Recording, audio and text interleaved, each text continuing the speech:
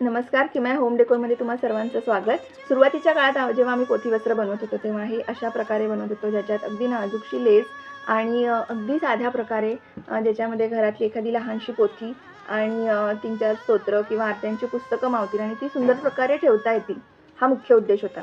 परंतु जसजशी मागणी वाढली तसं काहींनी सांगितलं की आम्हाला घरात मोठ्या पोथ्या आहेत, तर असं ठेवण्यासाठी पोथीवस्त्र तुमच्याकडे आहे का?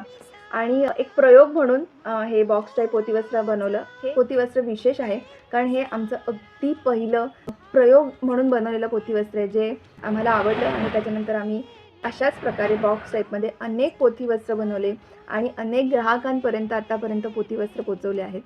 खण, पैठणी ह्यामध्ये सुद्धा आम्ही पोथीवस्त्र बनवत आहोत.